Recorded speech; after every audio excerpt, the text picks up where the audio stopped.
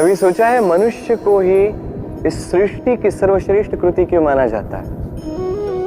किसी और जीव को क्यों नहीं? केवल इसलिए कि हम आकलन कर सकते हैं, हमारे पास तीक्ष्ण बुद्धि है, नित नए आविष्कार कर सकते हैं, केवल इसलिए? वो तो औरों के पास, देवताओं के पास भी है। कुछ पशु ऐसे भी हैं जिनके पास तीक्ष्ण बुद्धि होती है, फिर मनुष्य क्यों? क्योंकि मनुष्यों के पास कुछ ऐसा होता है जो अन्य किसी के पास नहीं होता। मानवता। मानवता जो सबसे आगे जाना तो चाहती है, पर यदि राह में कोई ठोकर खा के गिरा तो उसे संभालना भी जानती है। स्मरण रखिए, आपका सबसे बड़ा परिचय आपका नाम, आपकी संपत्ति या आपका धर्म भी नहीं है। आपका सबसे बड़ा परिचय आपकी मानवता। तो समय समय पर इस मानवता का परिचय दिया कीजिए, दूसरे मनुष्यों की सहायता कीजिए, अन्य जीवों की सहायता कीजिए। अपने आप चरना जो है ये पशुओं की प्रवृत्ति है। मनुष्य हो जो दूसरों के लिए मरता है, मनुष्य वो हो जो दूसरों को मरने से बचाता है।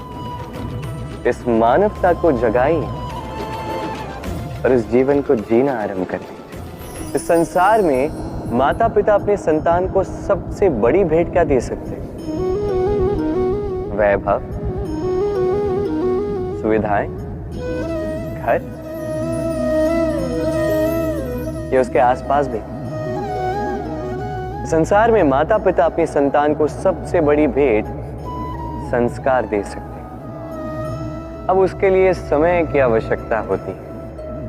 अब ये काल अत्यंत विकट है, समय का अभाव सभी के पास है।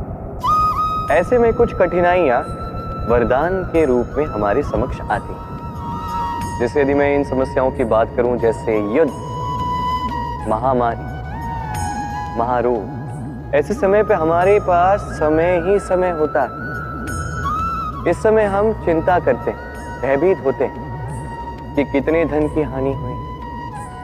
अब ये समय कैसे व्यतीत किया जाए? नकारात्मक सोच उसके मन में घर कर लेती है, वो समझ नहीं पाता करें क्या। मैं कहता हूं चिंता त्याग दीजिए, इस भय को कहीं त्याग दीजिए और जान लीजिए एक महत्वपूर्ण बात, ये ईश्वर ने आपके लिए वरदान दिया ताकि आप अपने कर्तव्य पूर्ण कर सकें। कर्तव्य, अपने परिवार को समय दें, अपने संतान को संस्कार दें, उनके साथ बैठिए, विचार विमर्श कीजिए, उनसे बातें कीजिए। कुछ बातें वो बांटे, कुछ आप बांटे, कुछ आप सीखे, कुछ वो सीखे। उनके साथ खेलिए, उन्हें अपने पूर्वजों की कहानियां बताइए। ये सब करेंगे तो ना केवल उनका भविष्य उज्जवल होगा, बल्कि आप भी संतोष से भर उठेंगे। भयभीत मत रहिए। आज वर्तमान में आप क्या कर सकते हैं जिससे आपका वर्तमान उचित होगा और भविष्य उज्जवल होगा, उस पर ध्यान केंद्रित कीजिए। सब कुछ शुभ हो। बालपन, अब बालपन के विषय में क्या ही कहें, अत्यंत विशेष होता है ये बात। तो उसके अनेक सारी बातें हमें आज भी स्मरण है और आजीवन स्मरण रहेंगी। कुछ ऐसी बातें जैसे हमने कभी ठिठोली ऐसी कर दी जिसे माता पिता इतने रुष्ट हो गए कि उस दिन हमें भोजन ही नहीं मिला। होता है ऐसा, मेरे साथ भी हुआ है। परंतु कभी सोच के देखिए, जब हम भूखे रहे हैं तब क्या हमारे माता पिता के गले से निवाला नीचे उतरा है? कदापि नहीं। हम तो अभी बात कर रहे हैं माता पिता की, किंतु जब बात स्वयं की भी हो, हम भी कभी किसी जानकार के विषय में, किसी भिक्षुक के विषय में ये जान लेते हैं कि वो भूखा रह गया, तब भी हमारे गले से निवाला नीचे नहीं उतरता। और ये बात जो है, जब समाज पे एक बहुत बड़ी विपदा आती है तब स्पष्ट रूप से ये बात सामने आती है। जैसे कोई महायुद्ध हो या महामारी हो, तब मन अशांत हो जाता है। और तब यदि आपको शांति प्राप्त करनी है तो एक ही मंत्र है, सेवा करना। जितनी हो सके उतनी सेवा कीजिए। समाज में कितने सारे लोग हैं जो भूखे पेट ऐसे ही सो जाते हैं, किंतु यदि हम में से हर एक व्यक्ति प्रयास करे, उचित रूप से प्रयास करे, तो कोई भूखा नहीं सोएगा।